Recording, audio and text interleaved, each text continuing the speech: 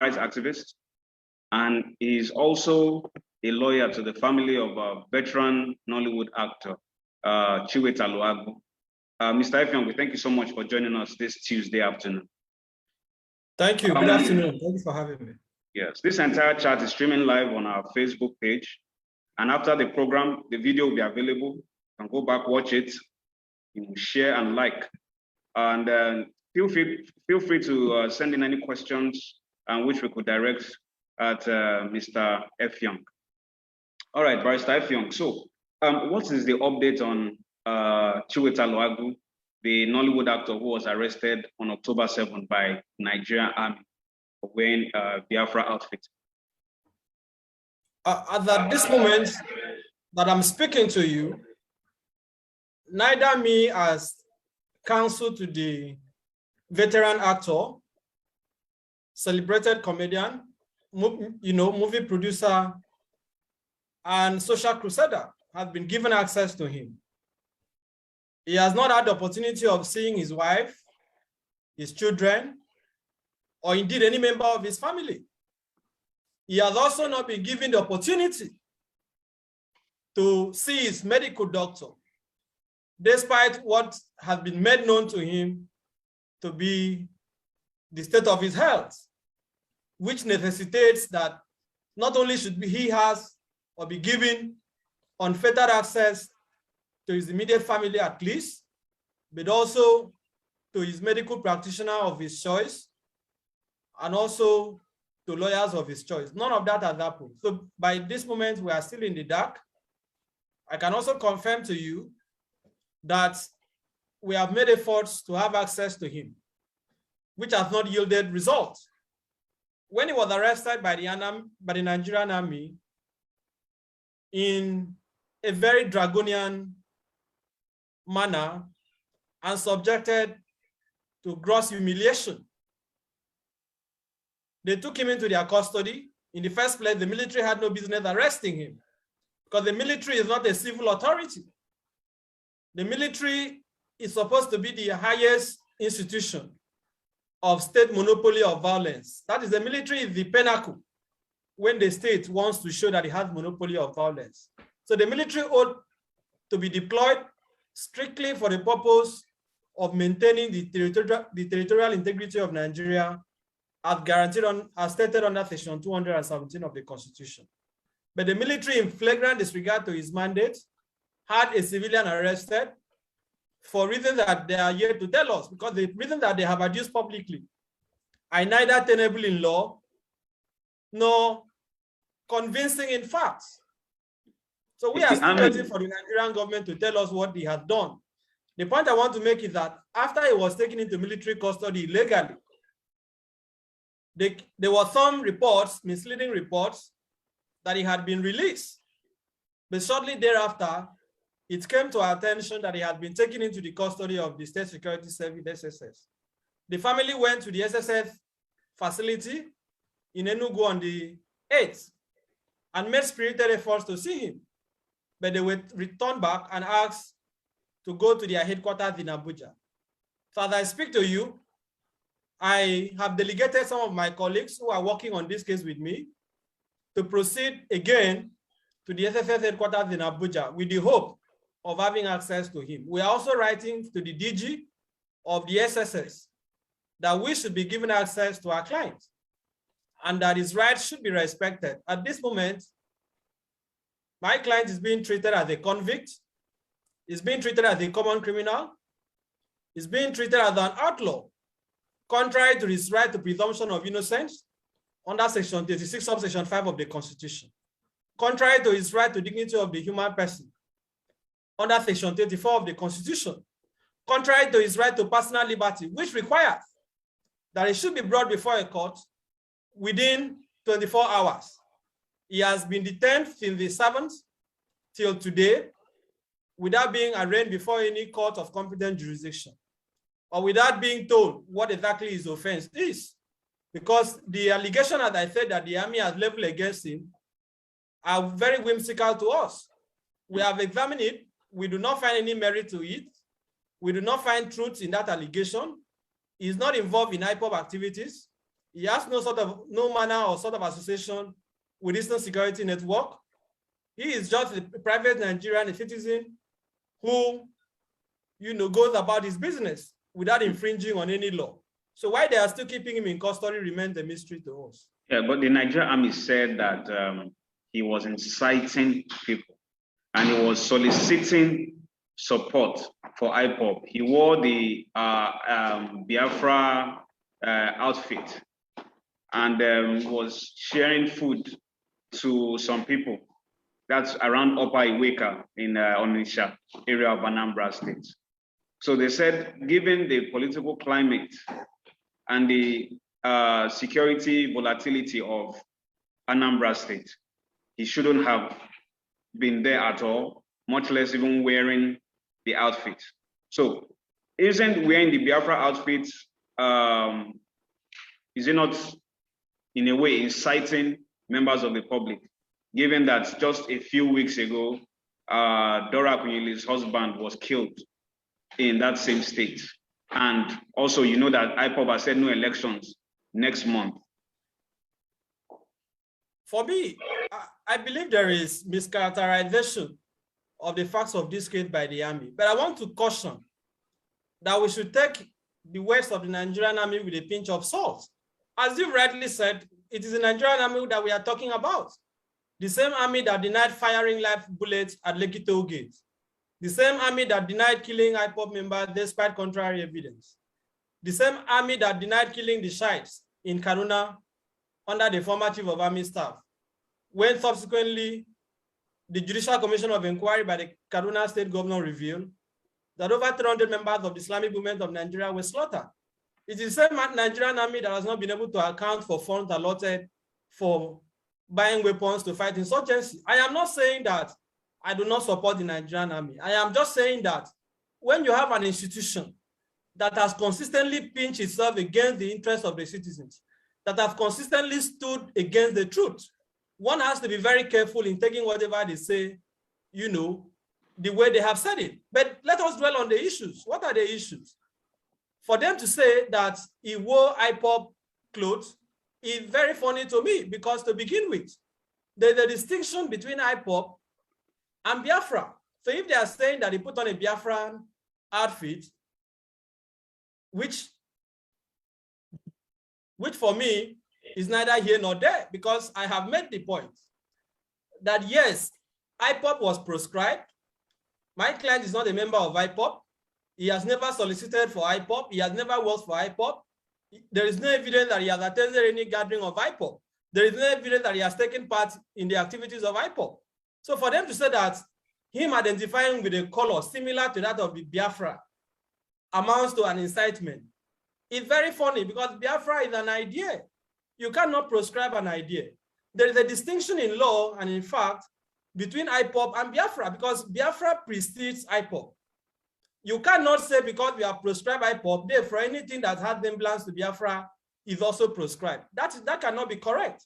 In any event, there was nothing written on the clothes that he wore, telling people to take up arms, telling people to burn police stations, telling people to engage in any form of insurgency. So when they speak about incitement, they are just engaging in semantical duplicity. There is clearly no evidence of incitement. Nobody was incited. There is no evidence that anybody took up arms or indulged in crime on account of the clothes that he put on. The man was just sharing bread to poor Nigerians. He didn't commit any offense. So for them to speak about incitement, it amounts to an abuse of language. You cannot say somebody who is wearing a cloth whose color you find offensive have incited the public, because the law cannot regulate what color of clothes people should put on. And if they are saying that this is a symbol of a proscribed organization, that is also debatable. One, is not a member of that organization. Secondly, that color cannot be personalized to that organization, because that color precedes the existence of that organization. It is a color that I can choose to combine. You cannot criminalize that.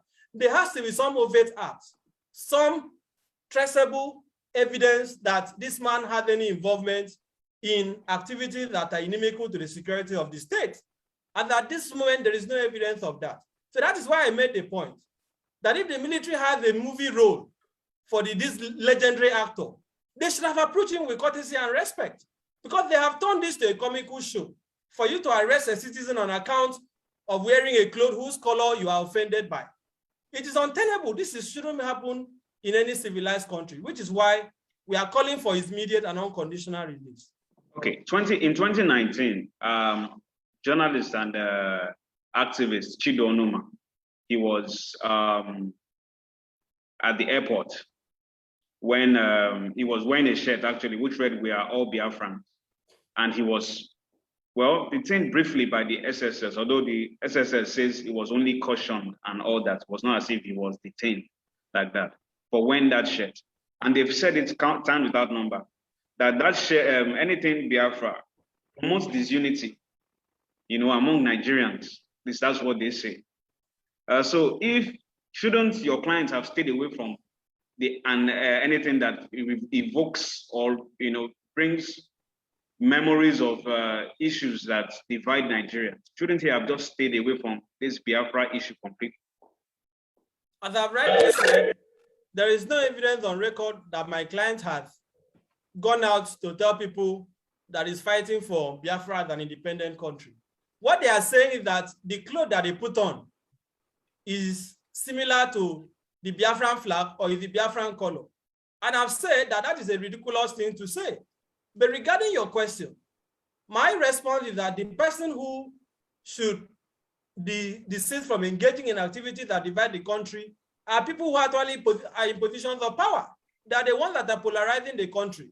When you have, since they have admitted that Biafra is still something that is still existent in the minds of the people, you cannot delete something that people have in their mind through military activity or deployment. You cannot say that because Biafra was once a de facto state that was involved in a 30 months or so civil war with the Nigerian government, therefore any mention of Biafra amounts to a crime. That would be very ridiculous to say, because you cannot criminalize that expression.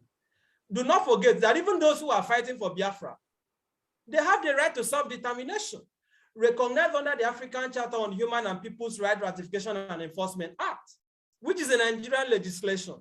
You cannot say that if I say today that I want to leave Nigeria, that Delta Republic, that I committed any offense.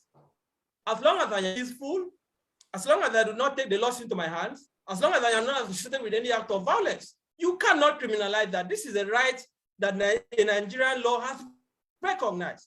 But this is not even applicable to my clients at this moment because they have not brought any evidence. There is no any evidence that I speak to you that this legendary actor is involved in this thing that they are talking about. The truth of the matter is that he's not involved in the thing they are talking about. As far as we are concerned, the allegations are just an attempt, you know, to call a dog a bad name in order to hang him. That is what it is. You said earlier that it's the right of the people to determine, or to agitate for self-determination.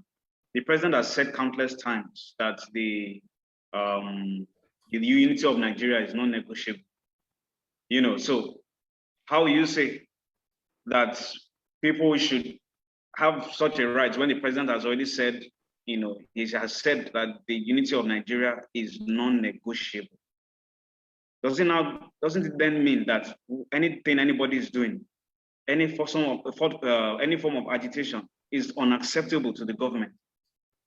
It may be unacceptable to the president, but it is not unacceptable to the law. And in a constitutional democracy, the words of the president is not law. The words of the president does not have force of law. It is his opinion to which he is entitled to. I am also entitled to my opinion. My client is also entitled to his opinion. All Nigerians, including you, you are entitled to your opinion. Buhari is entitled to his opinion. And Buhari will leave office with his opinion, but the constitution will remain. And I have told you that under the law, in fact, under section 29 of the constitution, I have the right to renounce my citizenship. I can write to Buhari today and say, I no longer want to be a Nigerian. That is a right that is recognized under our constitution. So when Buhari said that the unity of Nigeria is not negotiable, he's just speaking based on his opinion. The only thing that is not negotiable is life and death. Death is the only thing that is not negotiable. Even the constitution is negotiable. That is why you have section 8 and section 9 that prescribes the procedure for amending the constitution. So if people say they are aggrieved that there is no provision for a referendum, for example. They have the right to say that they got provision that the constitution should be amended to allow for a referendum.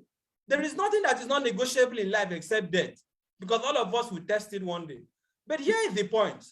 It is problematic that we claim to live in a democracy, and you will have people being arrested, people being targeted, people being killed because they have gone contrary to the words, the feelings, and opinion of the president. What that implies is that they are now turning Nigeria into a police state. They are now keeping us at par with North Korea, with communist China, or with Russia, where you have emperors who are in power, where the words of heads of states are law. But this is Nigeria, a country that is supposed to be governed by the constitution. And in a constitutional democracy, the words of the president is what they are. They are his words, they are his opinion, they are his feelings. It does not translate to law. So if they are saying that my client has gone against the words of the president, they should take him to court. Let the court determine whether contravening the words of a president amounts to a violation of the law. Because under Section 36, subsection 8 and subsection 12, no act, conduct, or omission is a crime for which somebody can be convicted, except that act or conduct is expressly provided under a written law as an offense. So as I speak to you, there is no conduct, there is no act, there is no omission or infraction committed by my clients that have contravened any written law in Nigeria. Okay, so he's been in custody for about 5 days now. If the DSS does not arraign him or they don't release him, what then are you going to do? What's going to be the next step? I can assure you that machineries are already in place to have his rights enforced. I may not go into the details of that. I've also indicated to you that we have made and we are continuing to make, and we will continue to make spirited efforts to have access to him. I do not understand why a man who is a national figure, a celebrated actor, somebody that has contributed to the economy of this country through the entertainment industry, somebody that should be seen as the pride of Africa. This is the man that I grew up and married because of his legendary role in Nigerian movies. This is somebody that should be treated as a statesman, but he's being denigrated, he's being embarrassed by his own country, he's being treated as a second-class citizen. Why? Because he wore a clothes that some soldiers who had no business being arresting him were not comfortable with. But here is the question. Why was the military even involved in this? Why did they have to force him to sit on the floor? Why did they have to humiliate him? You cannot claim that somebody has violated a law and you now resort to violating the law in the process of addressing what that person has done. If this is a government that says that they want to uphold the law, that they want to protect the sanctity of the law, they must follow due process. They must follow constitutional safeguards in arresting people and treating people who are still presumed innocent. This man is innocent. He has not done anything. He has not committed any offense to warrant the humiliation, to warrant the embarrassment that he has been subjected to. And guess what? We now have under a regime where terrorists called bandits are being given amnesty, are seen standing with Nigerian governors, like the Katsina state governor, who was seen standing with AK-47 wielding terrorists, speaking with them. Those terrorists were not shot or killed. You have a regime where Boko Haram that has killed thousands of Nigerians, rendered people homeless, destroyed properties, is being purportedly reintegrated in the name of reintegration, in the name of de-radicalization. They are being brought to this table to dine with the government. Those are the people that the government is treating with kid gloves. Yet, you have a respected Nigerian, you have a legend, somebody who has distinguished himself in his career, somebody who has brought pride to Nollywood, to this country, being humiliated simply because he's Igbo. This amounts to ethnic profiling, as far as I'm concerned. Because what they are saying is that if I wear a cloth tomorrow and say Niger Delta Republic, I can also be treated in the same manner.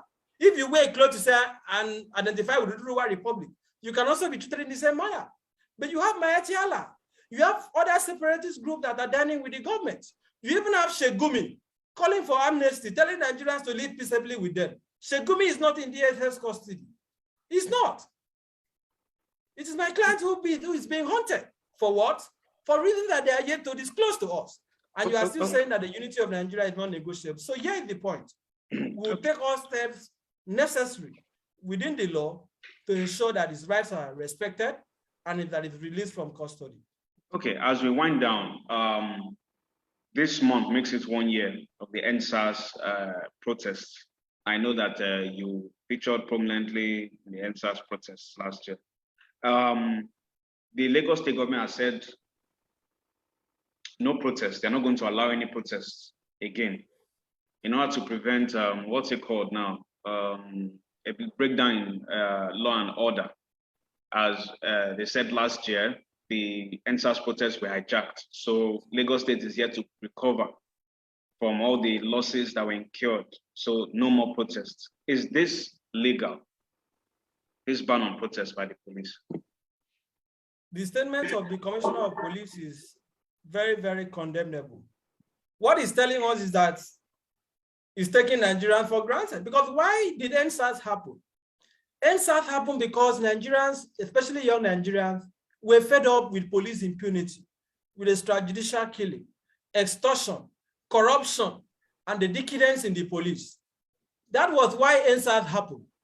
Because the police had no respect for the rights of Nigerians, including the right to freedom of association, guaranteed under the Constitution, Section 40, and the right to freedom of expression, guaranteed under Section 39 of the Constitution. These were the reasons why people protested, including myself.